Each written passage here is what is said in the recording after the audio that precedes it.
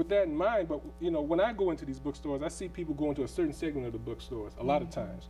And those segments of the bookstores were stocked with novels, poetry, zine books, and so is this what the people are reading, Randy?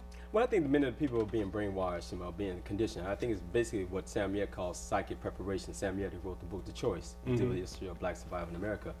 Now, Sister Nzingha has some books over there, you know, the ISIS Papers by Dr. Francis Wilson and a few other books. I think that would be great for her to share, along with, I think, a copy of a DVD or something, a CD of Dr. Francis Wilson, who is a great psychiatrist, great black psychiatrist, and I think Sister Nzingha, I hope that she touched upon that. But I'll try to share a few books because I think it's very important.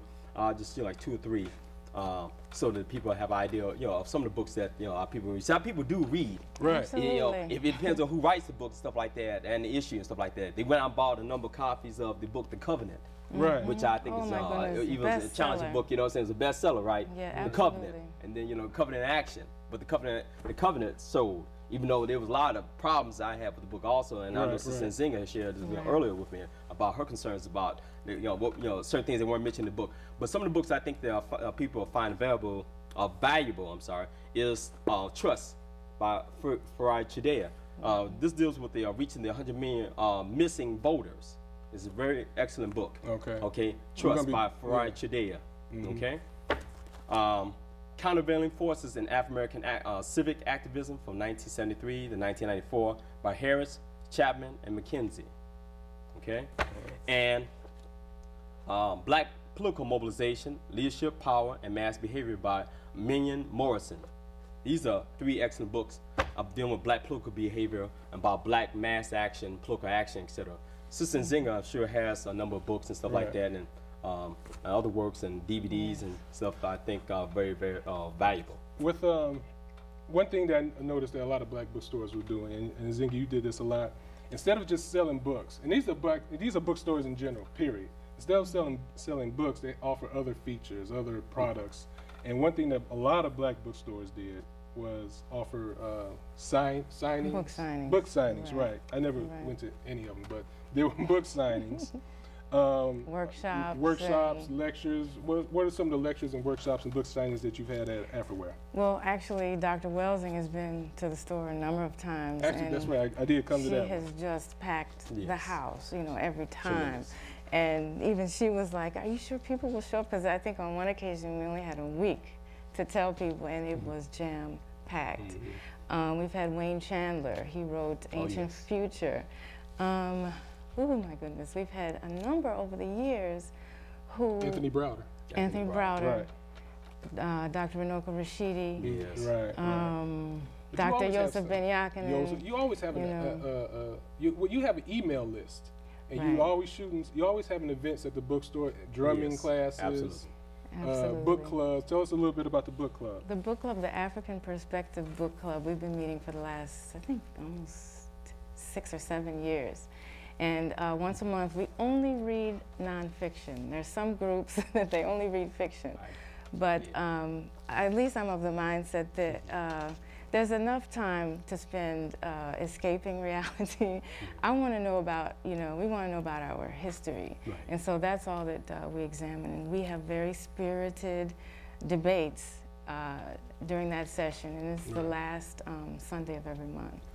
All right, let's go to the bookstores that have closed, the CG board, about the bookstores that have closed and the bookstores that have been reorganized online. Let's go to that CG board. During the past few years, I've noticed that some bookstores just went completely out of existence. Other bookstores reorganized themselves. These are the bookstores that we still have in existence. These are the ones that are still in existence. Of course, AfriWare.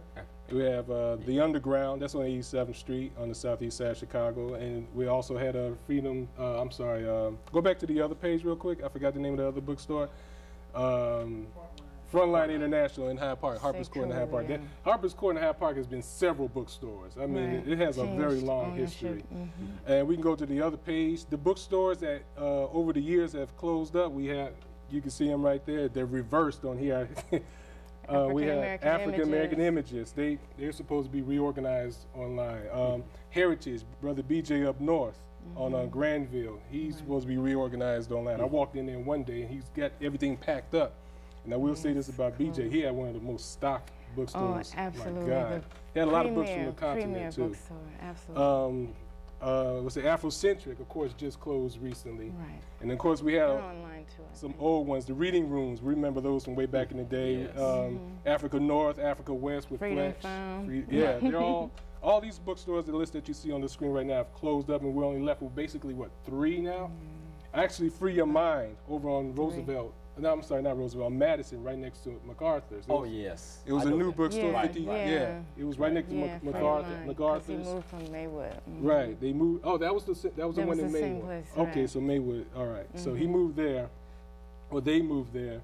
They weren't there that long. I threw out some buzz about them, and I went in there the other day, and they're gone. I asked them, what happened? And he said that the community doesn't support. Now let me ask you this. Here's a question I need to ask, and we're gonna go to these top 10 points. Sure. Does it make a difference where a bookstore is?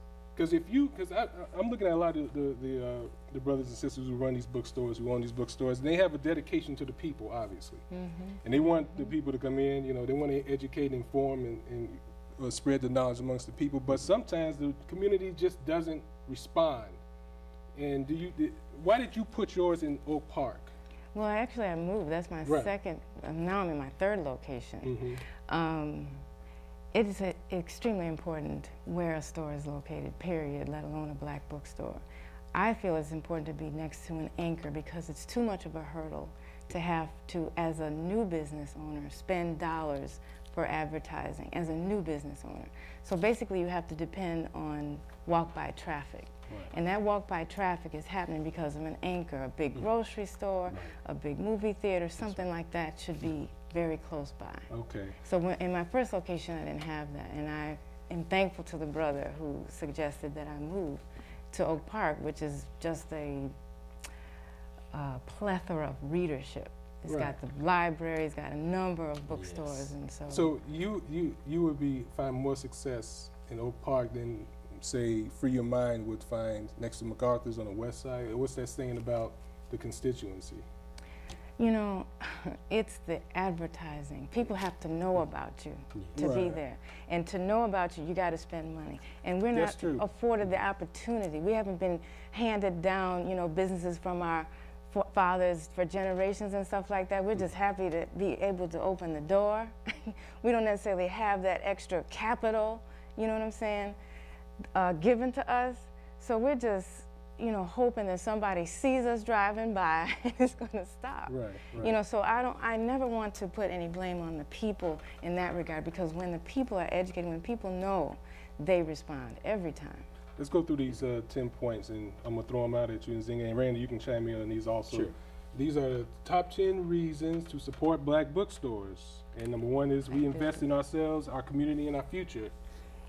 Absolutely. It is a very healthy act to be able to just do an exchange among Black people without accusing you, or you cheating me, and you know what I'm saying, all the drama that you see in the media. If you can just take stock or just experience a fair exchange among two Black people, this to me is a revolutionary act just by itself. Number 2 is we participate in Black self-love by putting our financial resources where our mouth and interests. Some people just talk. They just talk. But to follow it up with the finances, that's the balance that's needed to keep us around. Number 3, there is a likelihood of finding culturally specific products for our unique needs. Now, let me chime in on this. Because now what you're seeing is, this is why Black bookstores are important, because if we want to keep Black dollars in Black neighborhoods, we can't go to Walmart and buy Kwanzaa stuff. That doesn't make any damn sense, especially in the light of Ujamaa, cooperative economics. And you see Walmart and Walgreens and all these other major outlets. I probably shouldn't have named it, but you get the point. And we see our people running there and getting these, Black-themed products from these stores, and that just smacks in the face of the existence of these bookstores. Absolutely. There were relaxer products and skin lightener products made available through Walgreens during Black History Month to celebrate Black history.